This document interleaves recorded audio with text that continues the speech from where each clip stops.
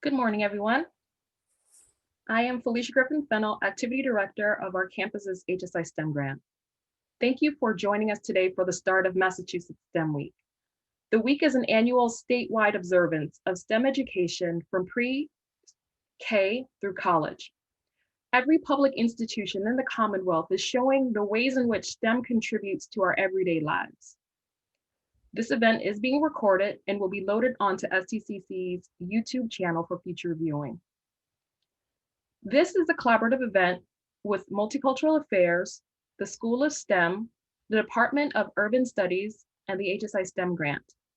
Before introducing today's speaker, I would like to introduce to you Vanetta Lightfoot of Multicultural Affairs and Dr. Josh Carrera of our Urban Studies program. They've been great collaborators throughout this work, and I thank them. I would also like to invite Dean Barbara Washburn, Dean of the School of STEM, to say a few words. John, could we have Barbara?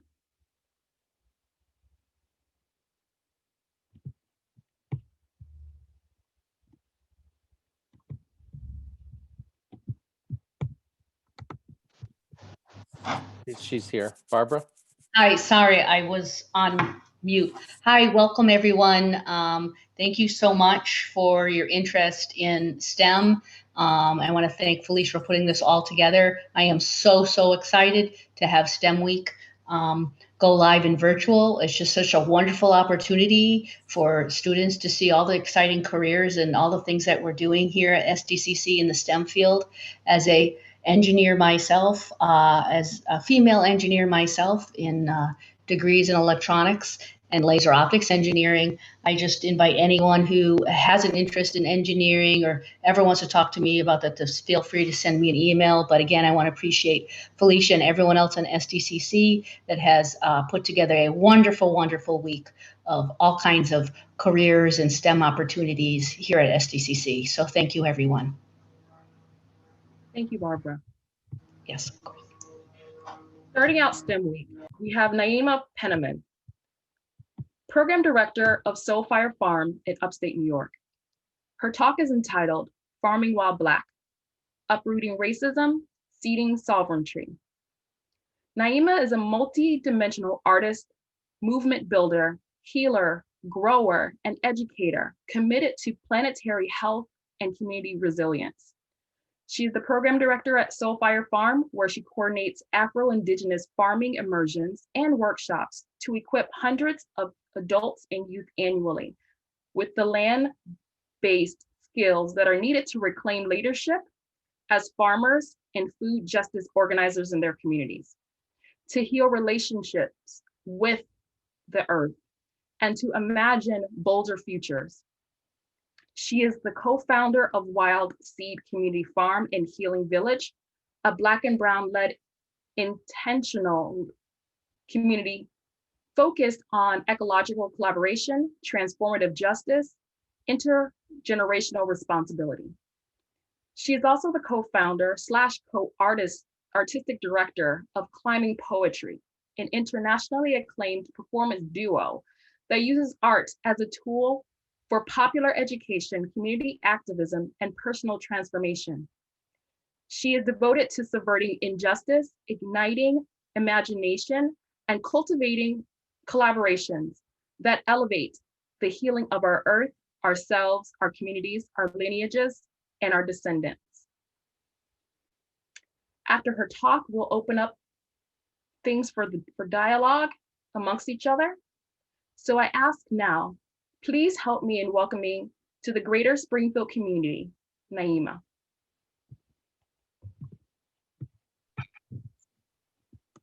Greetings, community. I'm so honored to be here with you today. Thank you so much for joining us and for this invitation. My name is Naima, and I'm honored to serve as program director here at Soulfire Farm. We are an Afro-Indigenous community farm really dedicated to uprooting racism and seeding sovereignty in the food system. And today I'll be excited to share with you some of our work as part of a broader movement for food justice that also reflects the lineage of our ancestors.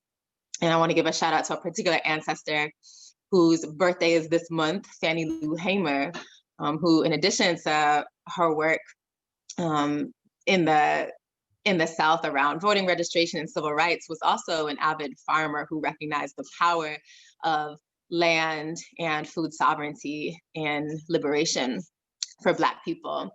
And she has a quote that I love that says, "Down where we are, food is used as a political weapon. But if you have a pig in your backyard, if you have some vegetables in your garden, you can feed yourself and your family and nobody can push you around."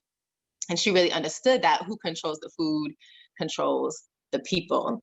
And as a former sharecropper herself, organized with other sharecroppers in Mississippi to form Freedom Farm Cooperative, which was an incredible economic development cooperative land and agriculture project in Sunflower County, Mississippi, that was able to create economic security and food security for those people, generating scholarships and funds for burial fees and more. So shout out to Fannie Lou Hamer and to our many ancestors who are continuing to inspire us and work with us in this continued fight.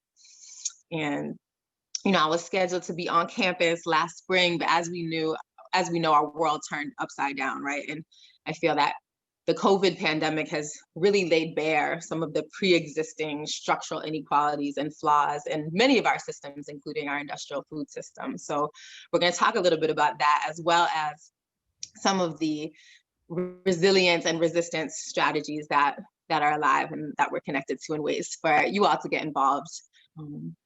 And of course, acknowledgement to all the ways that we're showing up for ourselves and for our communities in these troubling times. I'm gonna share a quote from another ancestor, Dr. George Washington Carver. How many of y'all know Dr. George Washington Carver? Yeah, some people know him as the Peanut Man, right? He was a peanut farmer, but not as many people realize like why Dr. Carver was so interested in the peanut.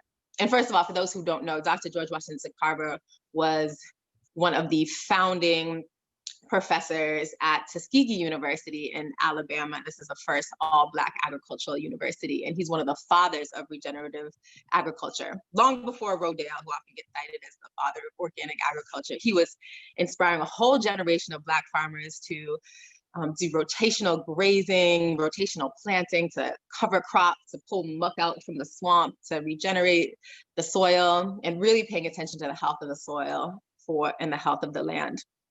So the reason that Dr. Carver loved the peanut is because the peanut belongs to a family of legumes. Legumes are like peas and beans, and they have a superpower. They're able to alchemize nitrogen from the air and turn it into nitrogen to feed the soil, which is like mineral power for our plants to grow. And so after years of monocrop cotton production, tobacco production, planting in peas or peanuts or other legumes helps to regenerate the soil. So Dr. Carver, we can pay respect to for that really, really important agricultural practice that we use today. And Dr. Carver says, "I want to beg of you to always keep your eyes open to what Mother Nature has to teach you. By doing so, you will learn many valuable things every day of your life." And I'm saying that to us today because I feel like it's an important reminder. Mother Nature is constantly holding a mirror to our internal worlds, to our human experience, to our relationships. And when we begin to slow down and pay more attention to those lessons, the deep, deep, deep well of insight that we can acquire to apply to our everyday lives. And with that, I would like to share a poem with you all that I wrote with some reflections from the greatest teacher, Mama Nature, that I hope will set the tone for the remainder of this talk. It's called Being Human. I wonder if the sun debates dawn some mornings, not wanting to rise out of bed from under that down feather horizon. If the sky grows tired of being everywhere at once, adopting to the mood swings of the weather. If clouds drift off, trying to hold themselves together, make deals with gravity to loiter a little longer. I wonder if rain is scared of falling, if she has trouble letting go, if snowflakes get sick of being perfect all the time, each one trying to be, one of a kind. I wonder if stars wish upon themselves before they die, if they need to teach their young how to shine. I wonder if shadows long to just for once feel the sun. If they get lost in the shuffle, not knowing where they're from, I wonder if sunrise and sunset respect each other, even though they've never met. If storms have regrets, if volcanoes get stressed, if compost believes in life after death. I wonder if breath ever thinks of suicide. If the wind just wants to sit still sometimes and watch the world pass him by. If smoke was born knowing how to rise. If rainbows get shy backstage, not sure if their colors match right. I wonder if lightning needs an alarm clock to know when to crack. If rivers ever stop and think of turning back. If streams meet the wrong sea and their whole lives run off track. I wonder if the snow wants to be black, if the soil thinks she's too dark, if butterflies want to cover up their marks, if rocks are self-conscious of their weight, if mountains are insecure of their strength. I wonder if waves get discouraged, crawling up the sand, only to be pulled back again to where they began.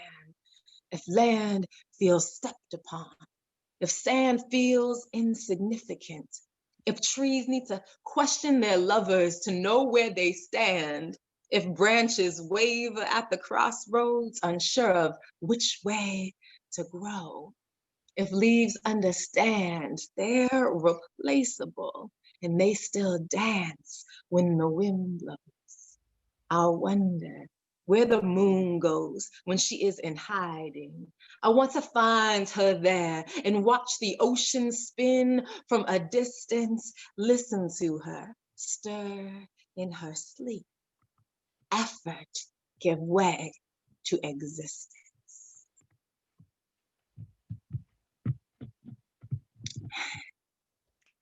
And I invite you now to think of, thank you, Fem, to think of if there was an element, part of nature that felt like it held up a mirror to you in that moment, to reflect on that.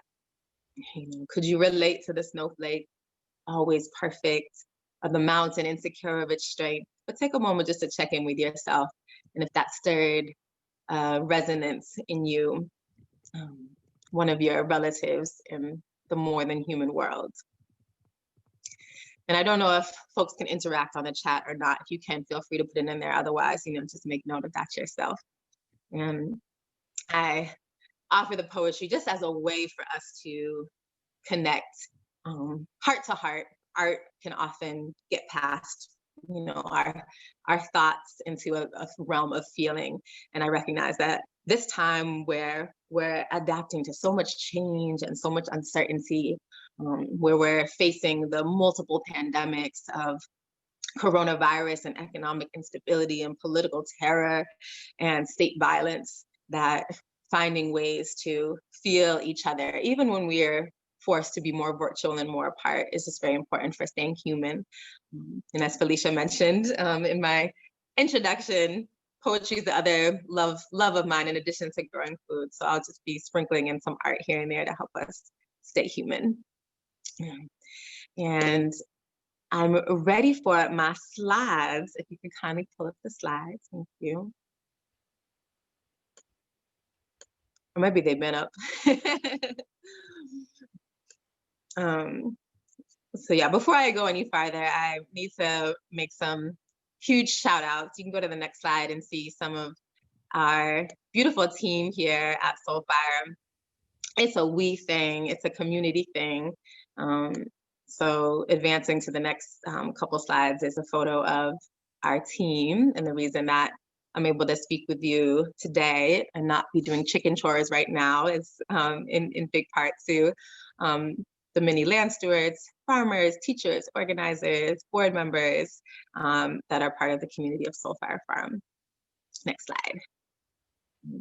Also, so grateful to be in collaboration and partnership with the land on a daily basis. The land that we were on, I would say, is our biggest partner, right? And we're really committed here at Soulfire to stewarding this incredible resource to be able to provide food for our community, which I'll talk more about. But yeah, the harvest that we generate here feeds over 50 families every week. And we're so blessed to be here on the land that's providing nourishment, that's providing medicine, and also some deep teachings that are also inspiring the larger movements that we're part of. So shout out to the land. Next slide. We are on Muncie Mohican territory here in Grafton, New York. This is the specific band of the Stockbridge Muncie Mohican. And most of this tribe was forcibly displaced to a reservation in northern Wisconsin in the early 1800s. Very far from here, very different climate from here. And we've been forming an intentional relationship with members of the tribe for the last decade. I've been blessed to travel to that reservation. And I'll share one story that feels meaningful to me this week, especially, is that incredible seed keeper from the Muncie band, his name is Warren, shared with us some of the Muncie black corn and white corn seed that we've been planting here at Soulfire. And this last week was harvest week. And so we gathered up that seed and were able to send a really good portion of that seed back to Warren to be able to proliferate it there in Wisconsin. And it feels very powerful that that seed has come back to its homeland. Beautiful pearly indigo kernels shining from beneath the husks. And we also have been working to create a cultural respect easement, allowing members of that tribe to be able to access the land that Soulfire is on in perpetuity for ceremony and for burial rites.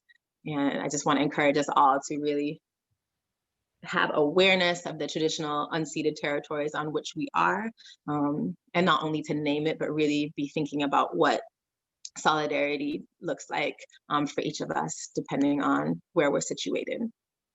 Thank you. Next slide. All right, and y'all have heard me shout out a couple ancestors already. These are some of my maternal ancestors, and I want to invite you as well to call in some ancestors who had foresight for you, who have overcome unthinkable obstacles for you to be alive right now as their descendants dedicated to justice, to healing, to liberation in our lifetimes. And I want to shout out one more ancestor in particular. Next slide.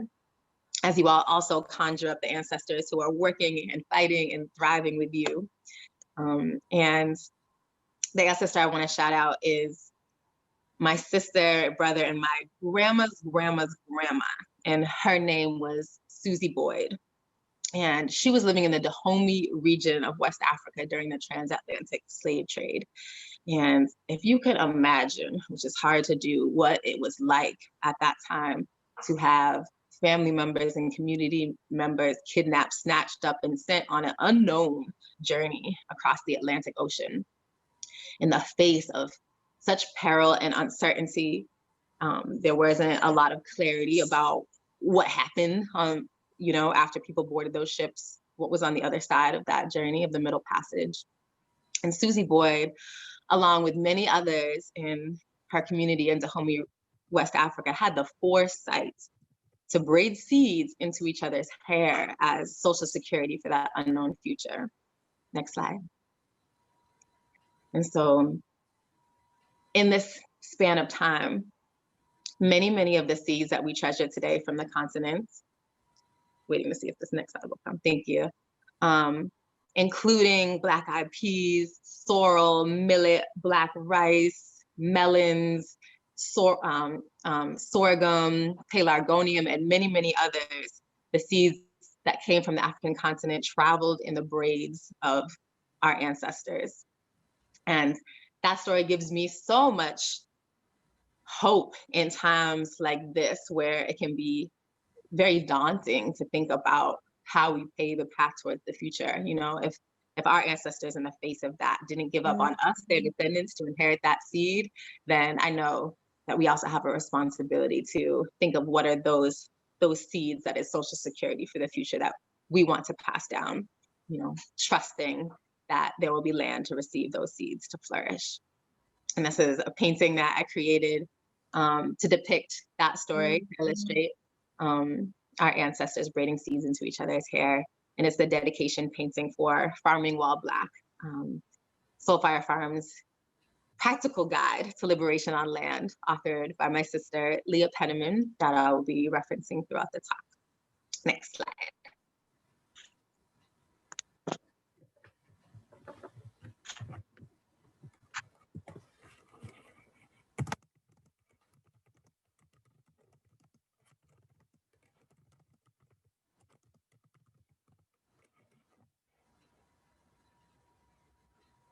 Sorry, y'all. Okay, so I'm gonna talk a little bit about the work we're doing here at Soul Fire Farm. And there's three main pillars to our purpose and our work here at Soul Fire. And the first is really about feeding our community and stewarding the land.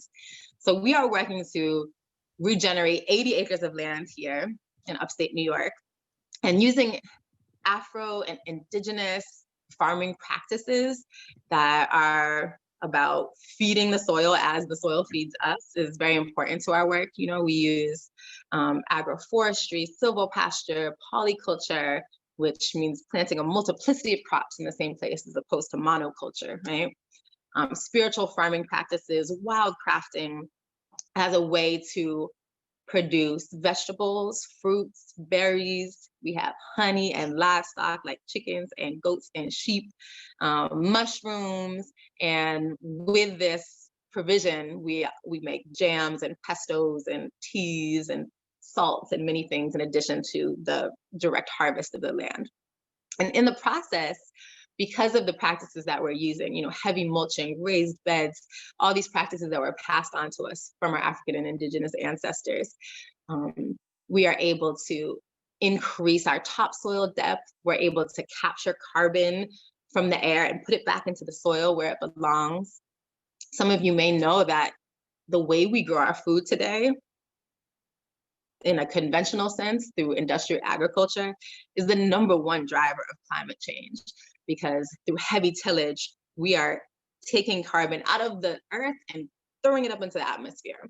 And so it's a major driver of climate change. It's also using like 75% of the water, of over 50% of the land mass, and leading to a lot of externalities around the pollutions that are created from herbicide and pesticide use, really, really depleting the sacred gift of the land that we've inherited.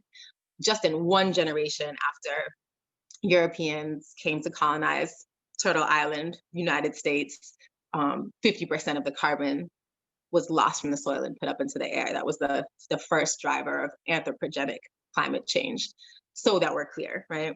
And yet we know how to farm in a way that takes care of the earth while it takes care of us. And so that's what we're trying to reclaim and what we're trying to teach here. And you can go ahead and advance through the next few slides, just give you each slide like 3 seconds or so, while I share a little bit more about our farming practices. I feel very blessed that we're in a constant learning exchange with farmers in Paysan communities, both regionally and internationally. So in Vieques and Haiti, Ghana, Mexico, we have farmer exchanges where we're learning from one another best practices, as well as regionally here in New York. And, you know, fundamentally recognizing how important it is that we are able to reclaim the practices that are actually doing ecosystem services, like to be able to increase the amount of biodiversity, to be able to increase the amount of water that the soil is holding, the health of the soil, while we're able to grow this food. And 90% of the food that we grow, we are distributing through our Solidarity Share program, which is how we get it to the people in our community that need it most. And so every week we bushel up the food and we take it through direct doorstep delivery from our farm to people's doorsteps, 50 different families who enjoy this harvest, who otherwise wouldn't have access, who are living in what we call food apartheid neighborhoods, that don't have access to grocery stores, don't have access to community gardens, plots. And so we see that as a very critical part of our work. And we also distribute food through the Victory Bus Project that is able to support that food getting to families who are survivors of mass incarceration, who are in prison or whose family members are in prison, and then also to the Refugee Center for our New American population in our region. Next slide. All right, so the second big part of our mission is training and equipping the next generation of farmer activists. And so we can't do it alone. So we're in a process of being able to share this knowledge. And many people are excited about reclaiming skills to reclaim leadership in the food system, whether it's as growers, whether it's as food distributors, whether it's as food justice and food sovereignty activists who are intervening in policy levels or for justice for farm workers. And so we're very excited to welcome many people to the land every year. Of course, a pandemic year is a little different than usual. We've had to convert a lot of our programming online, but in a typical year, over 1,000 people come to the farm to grow with us, to live with us. And we do what we call our Afro-Indigenous farmer immersion programs. And you can go ahead and advance every 3 seconds or so through these slides. Thank you so much.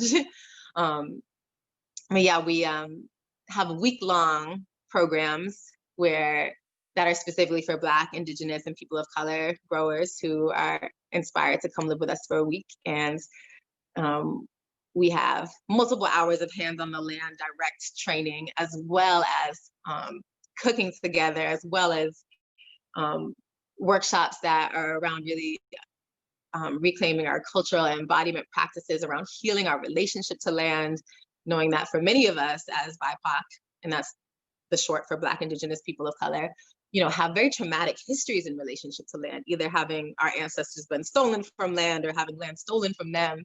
And so there's an important work in stepping into this work of reconciling from that traumatic history, remembering our histories of resilience in relationship to land all throughout the way, and our contributions to regenerative agriculture, uplifting those and having healing practices on the land. We form such beautiful bonds with each other through the weeks of programming, and all of our alumni join what we call our Soul Squad and continue to receive support through our Speakers Collective, through our seed grants, through technical assistance, and many networking opportunities to follow up. And so that's one of our flagship programs. We also do a lot of youth programs. We have a Youth Rites of Passage week-long program, and one-day Skillshare workshops, training up on everything from how to grow mushrooms to how to do medicinal herbs and more. And then we also have a great deal of uprooting racism in the food system trainings that we do for individuals and organizations. So that's the second part of our mission here at Soulfire.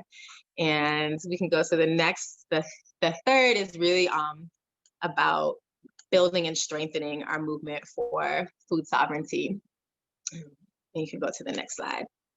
So at Soulfire, we are part of, a global movement that's working to create a more racially just food system. And it's taking all of us working on multiple levels, right? So we're collaborating with both regional and national food justice networks to advance reparations, to establish action platforms around dignity for farm workers, farmer survival. And we are working to speak at, conferences and events as well, talking to media and facilitating workshops for activists around tangible methods for dismantling racism in the food system. So I'll just want to shout out in particular, in case folks are interested, the Heal Food Alliance and the National Black Food and Justice Alliance are two great platforms that are working on a national level to honor farm workers and rematriate land for Indigenous people. So, as well as providing pandemic protections for farmers. And so we're proud to be part of that alliance, and also the Northeast Farmers of Color Alliance, which applies to Massachusetts as well. It's a community land trust model that's helping to conserve ecosystems while getting more land in the hands of Black and Indigenous growers, and facilitating the transfer of land to BIPOC land stewards. So NEFOC, that's Northeast Farmers of Color network that some of y'all may be interested in getting involved in. And they also do some programming and training as well. So you can go to the next slide.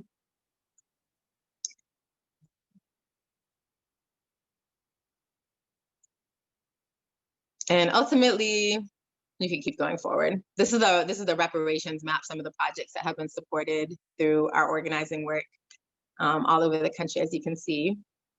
You can keep going. And keep going. And thank you for sharing my slides. Our internet is a little wonky here on the farm. We got rural internet. You can go back to the last one.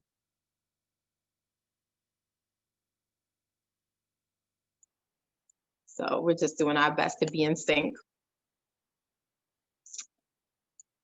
If you could go back to, and then I'll say next for as needed.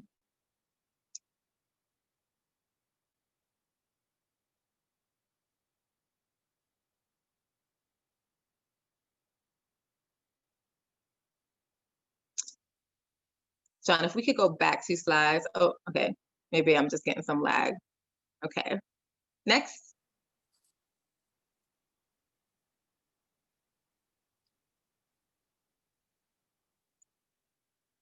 I'll just keep going and hope we sink in. So ultimately, the work I'm speaking to is about every one of us getting to be fully alive. And we know that life is integrally connected to good food and good land, right? All of us need to eat every day.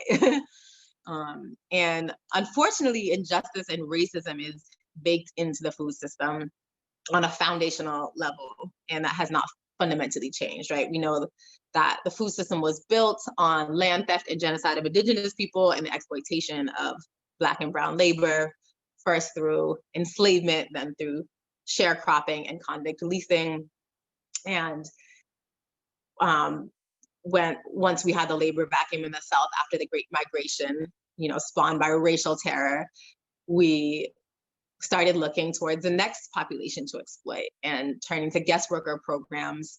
And nowadays, the majority of our food is grown by people who are born across these so-called borders of the United States, right, who are Spanish speaking and who have very, very little labor protections. Next slide.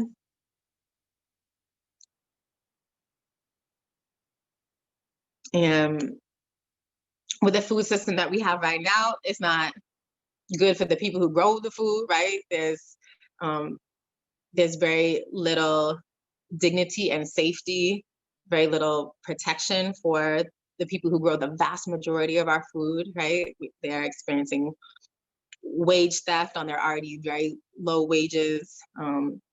And not to mention, we were speaking about some of the impacts of industrial agriculture and stripping the land of its vital nutrients and being a driver of climate change.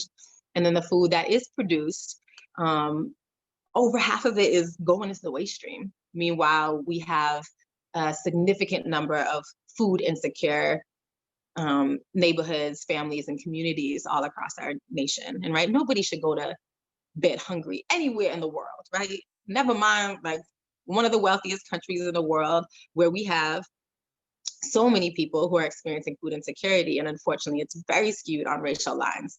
If you're Black, Indigenous, Latinx, person of color, you are 4 times more likely to go to bed hungry at night.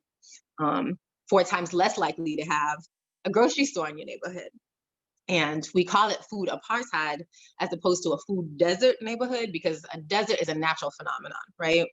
Deserts exist as part of our biosphere, and there's nothing natural in our estimation of a system that relegates some to food opulence and abundance of choices and some to food scarcity, where there is very little nutrition in the options and the availability of food to feed ourselves and our families. Next slide.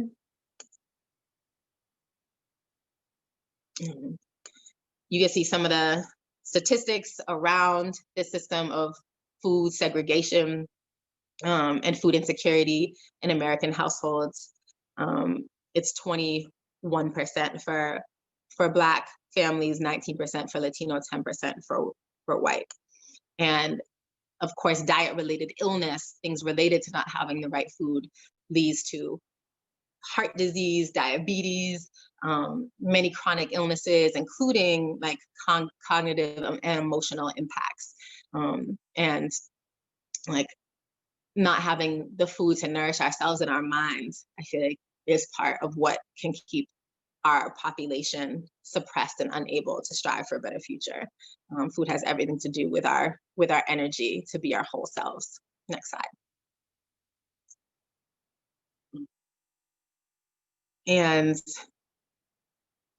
I can't put enough emphasis to the migrant farm workers who are continuing to labor in the fields right now in the middle of the COVID pandemic, without protection, continuing to harvest day in and day out and work in meat processing plants. And now that we're seeing over this past fire season, the wildfire season, some of the worst fires in the West Coast history, that these essential workers are continuing to toil in evacuation zones, you know, in smoke without lung protection, never mind COVID protection, to keep food on our tables here. And I would think that the people who are growing our food and cooking our food should have access to all the food that they need. And we're talking, this is the population that is the most food insecure in our nation, are these migrant farm workers who are the ones toiling in the fields, toiling in the meat processing plants, and also toiling in our restaurants. So before, during, and after the outbreak, food apartheid continues and will continue to disproportionately affect our BIPOC communities who also face higher vulnerability to COVID. And in certain parts of the nation, 1/2 to 2/3 of migrant and seasonal farm workers are food insecure compared to 12% of the general population. Next slide.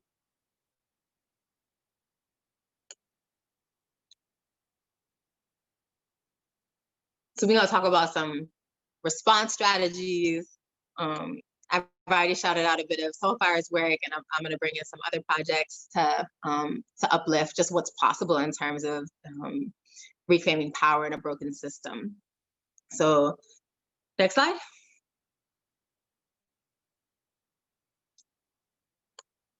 So solidarity sharing the harvest is a really important strategy, and at SoFire, as I mentioned, 90% of the food that we're growing is going directly to families in food insecure households.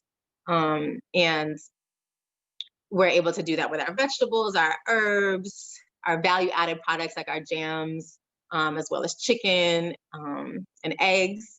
And we have in our community the Free Food Fridge Project, and that's a mutual aid project that I've seen cropping up in many places. There may be one in Springfield, but you know, helping to stock these fridges that are in public places so people can access food whenever they want.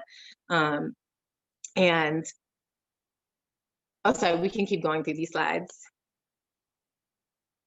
And yeah, making sure that there's no shame in accessing that food.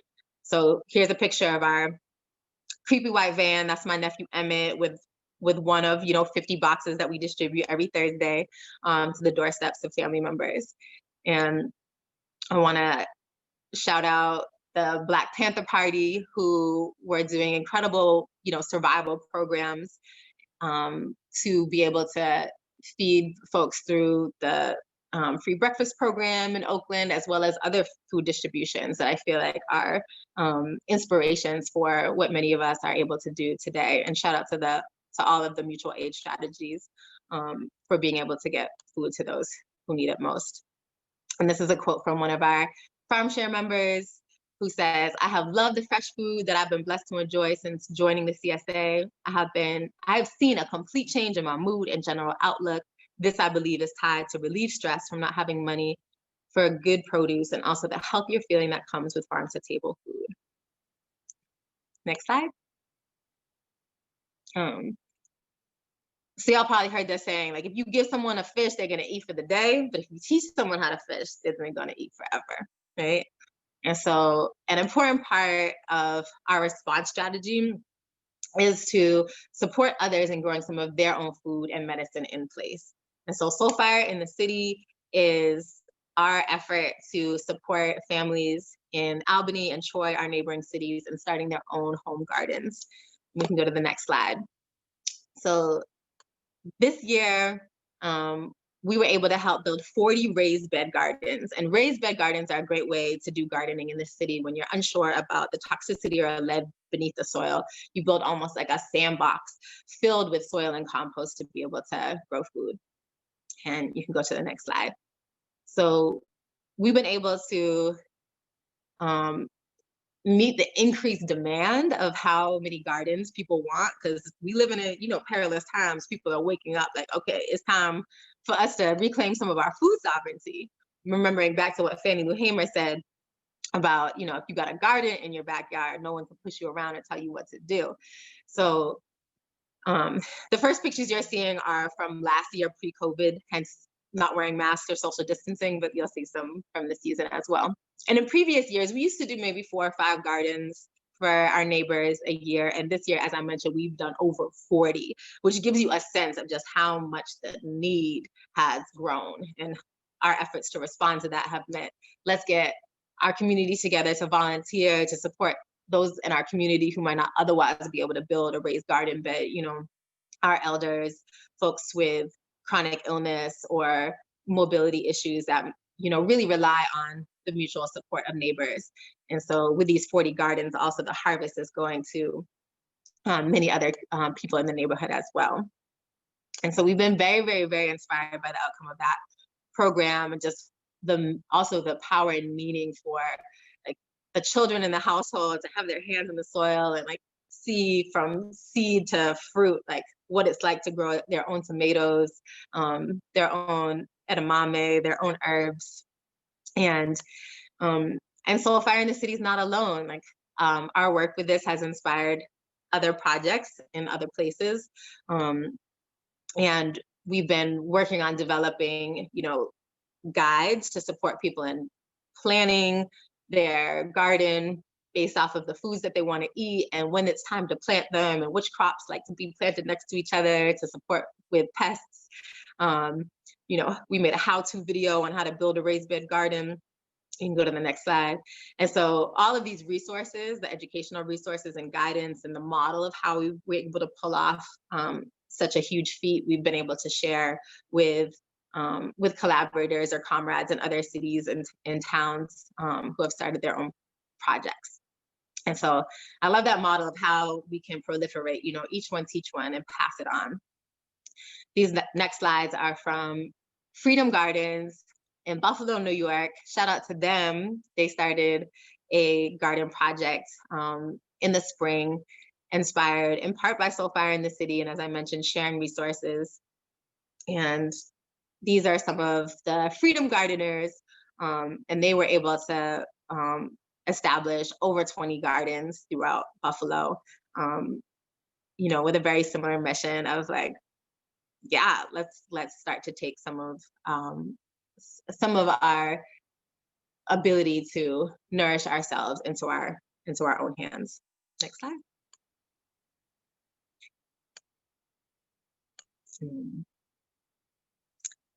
So I'll just do a little bit more storytelling. This is Duran Chavez. Want to shout Duran out in the Resiliency Gardens that started in Virginia this year. Similarly, seeing how much like food banks were being taxed. We can stay on that last slide for a second.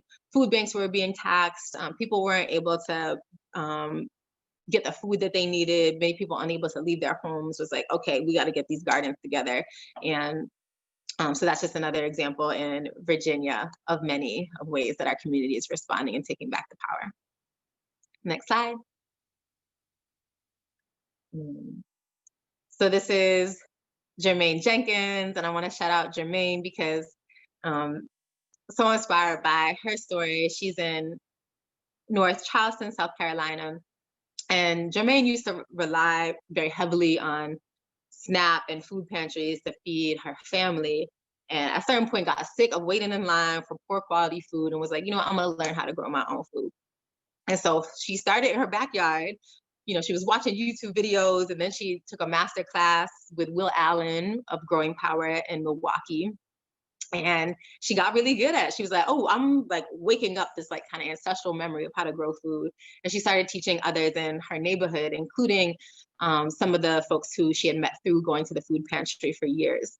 And so once they had a team that felt more confident growing their own food, they were able to acquire a 0.8 acre lot in the neighborhood that had been vacant and abandoned, and started a farm. It's called Fresh Future Farm.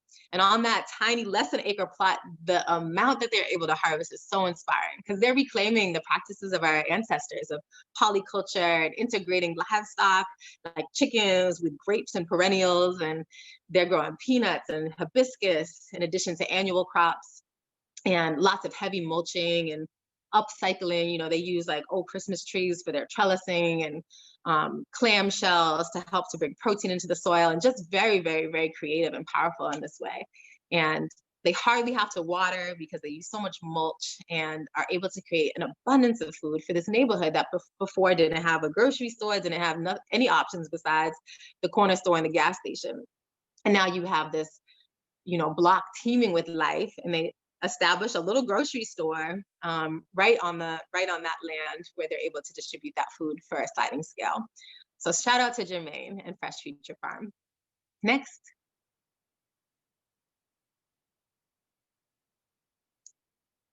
And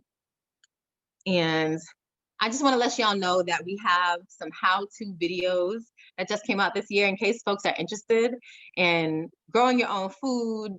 Each of these videos features a Black, Indigenous, people of color land steward, farmer, expert, transmitting very tangible how-to skills, everything from how to do no-till beds to how to do agroforestry, how to grow medicinal herbs, even basic carpentry, how to, you know, build a cold frame for extending your season.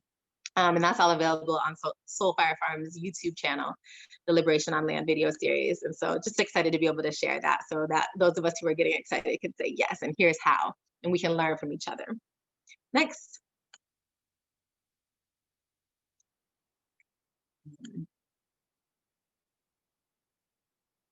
And you can go one forward. I wanted to invite y'all to this virtual Skillshare series that we're doing, but it just ended last week. So we can go to the next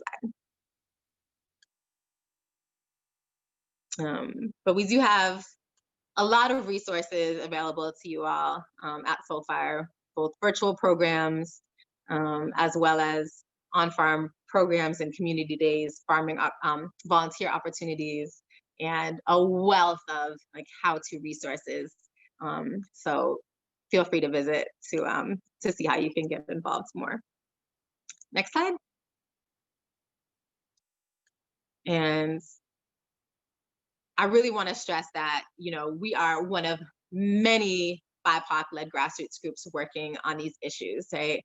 Shout out to some of our alumni of the farming immersion programs that I mentioned, Catatumbo Farming Cooperative, Miracle on Craig Street, Percussion Farms, and many more. Like, I just want people to make sure to know that like we're out here doing this work.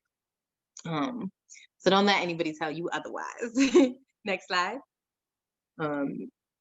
And there are many young and well-established alliances and organizations that are continuing to work on food sovereignty. Want to shout out mentor Karen Washington, who not only started Rise and Root Farm, but also started the Black Urban Growers Network. And we do conferences every year that bring together Black farmers from all over the nation. Malik Yakini in Detroit, you know, who's on 2 acres growing food for that community. Dennis Derrick, who is in the Bronx, able to distribute food to folks with terminal illness all over that neighborhood. Gail Myers and more. We got some seed savers that y'all are seeing. Giovanna in Atlanta, who's an amazing like vegan chef, y'all, amazing. So yeah, we out here. Next slide. And this one is showing just some more examples if you want to write any down of, you know, the Southeastern African American Organic Farmers Network. That's what SAFON stands for. The Indigenous Youth Council, Black Farmer Fund of New York. And yeah, I think it's just very important that in the face of so many problems, so much going wrong, that we really also shine a spotlight on the power and determination and resilience of our communities to self-organize and to be able to combat these issues on multiple levels. And so, so yeah, and to know also too, I feel like especially in the environmental justice and food justice world, it can become very whitewashed in terms of who has leadership and agency. And so I want to debunk the myth that Black and Brown communities, you know, don't know how to farm, are interested in farming, are interested in eating healthy, or know how to feed our families, because on every level, we're engaged in these issues. And so it's really important that we take leadership from those who are most impacted by these issues as we chart a way forward. Next slide.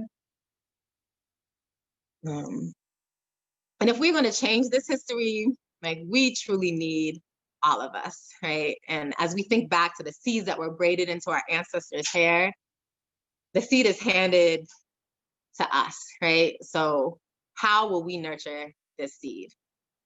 Malcolm X said that all revolution is based on land. Land is the basis of freedom, justice, and equality, right? And if we don't own any land, we're out of the picture, because now we're living in a time where 98% of the land is controlled by descendants of European colonizers. We need to work to actively change a system and not be complicit by casting our vote of silence to maintain that status quo, right? So it's important that all of us intervene to uphold all of our rights to land, to honor the people who grow our food, and to eliminate food apartheid in our communities, and to support and uplift farmers of color. So we've created an entire document of food sovereignty action steps for anybody who is asked, how can I make the food system more just? And that's the link that you're seeing here.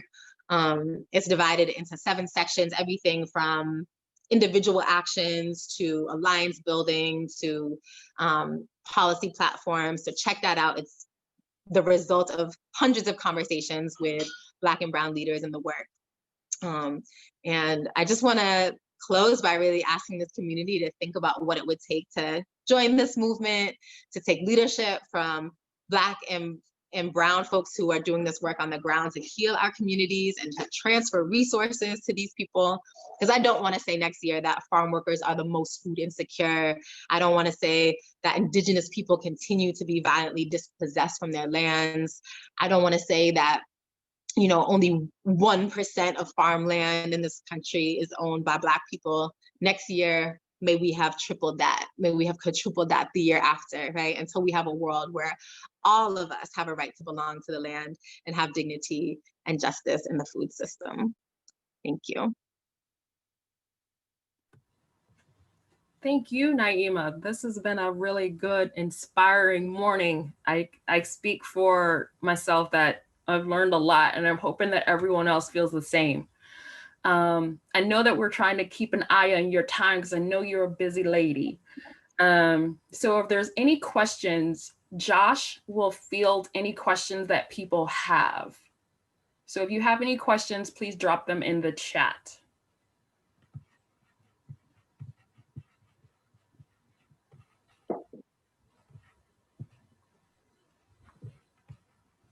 And while questions are coming, John, if you want to go to the next slide, it will show how folks can stay in touch.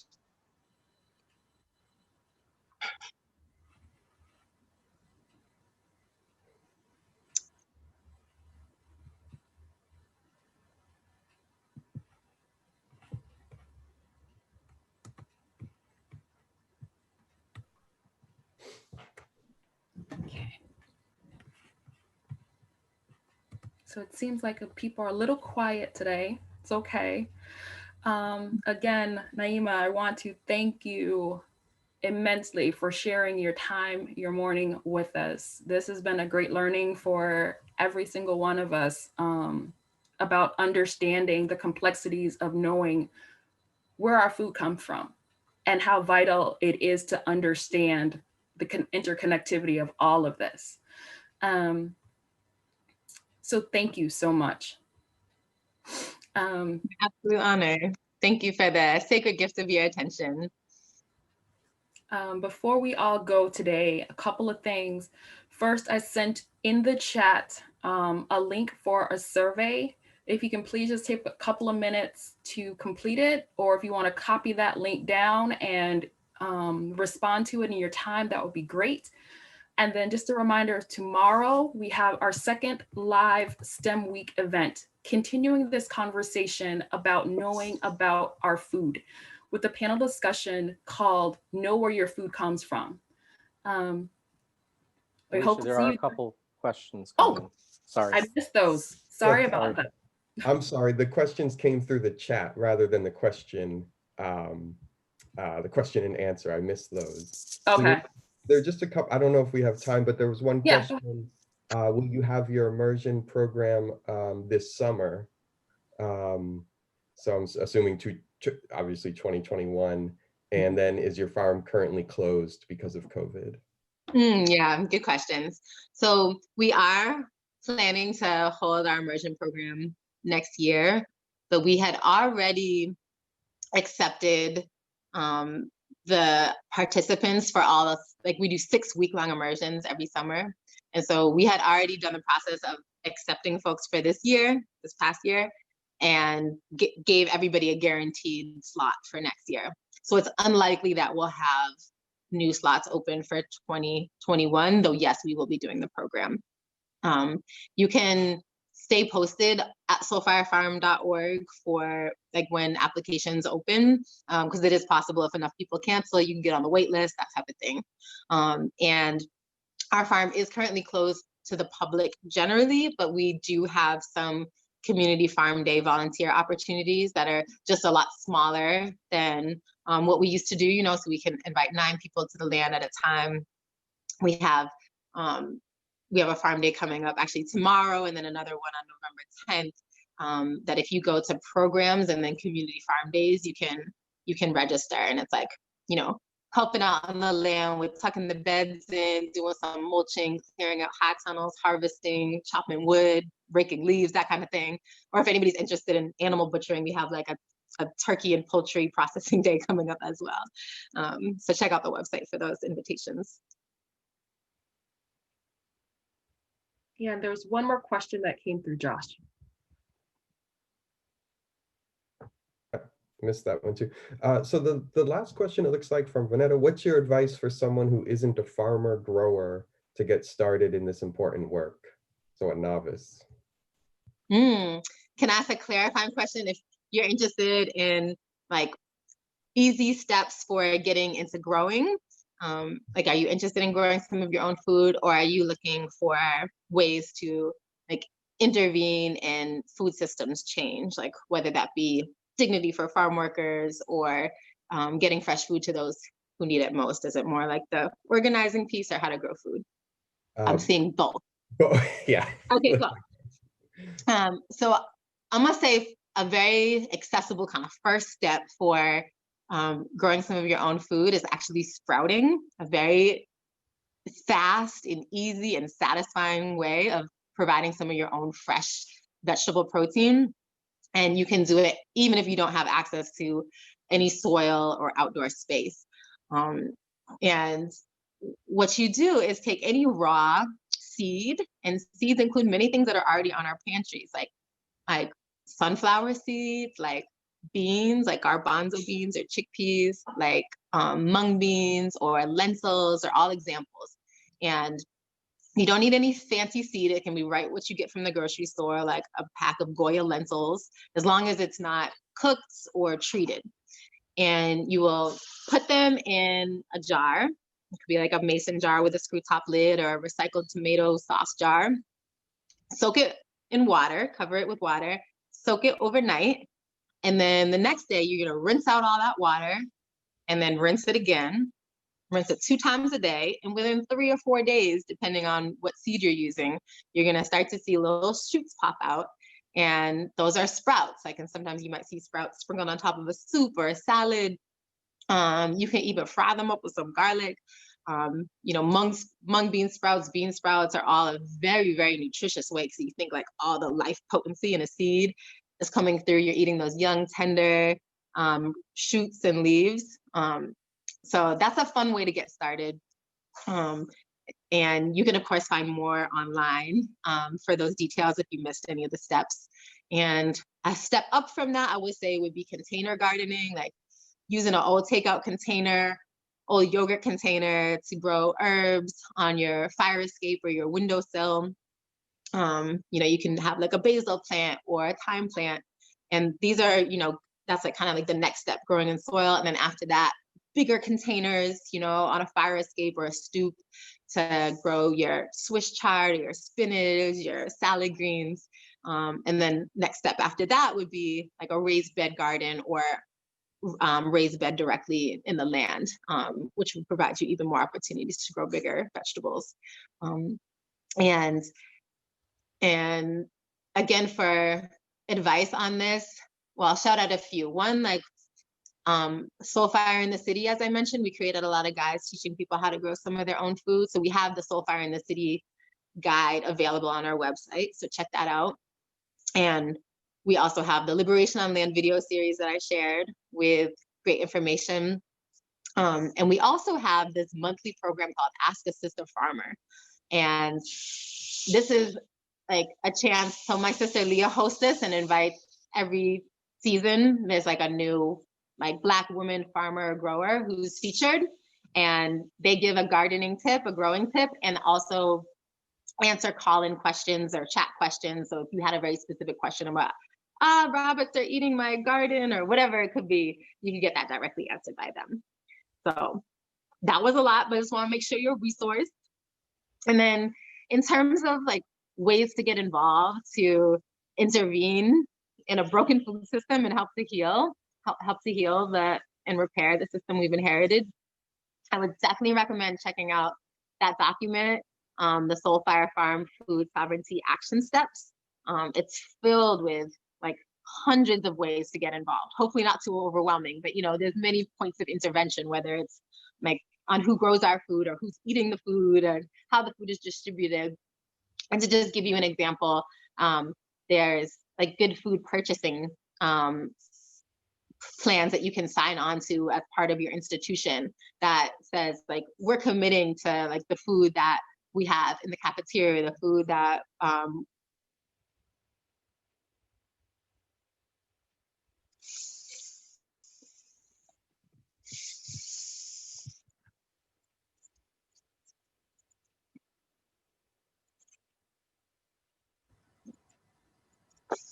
Hi, sorry about that. I lost connection for a moment. Can you hear me okay? Mhm. Okay.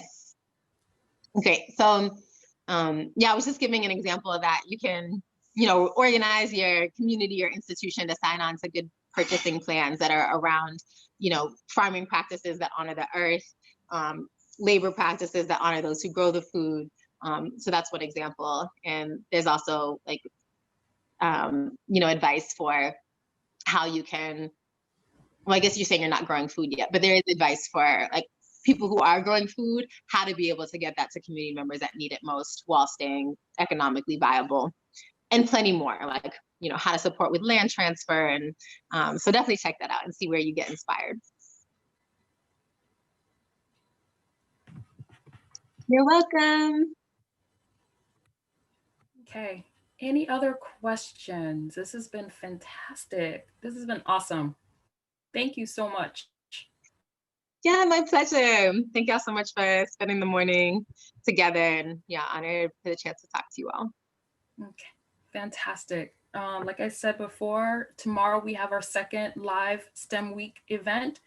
It's at 2 o'clock. So look out at your emails. You'll learn all about it. Thank y'all for your time. Y'all have a great day. Hope to see you soon.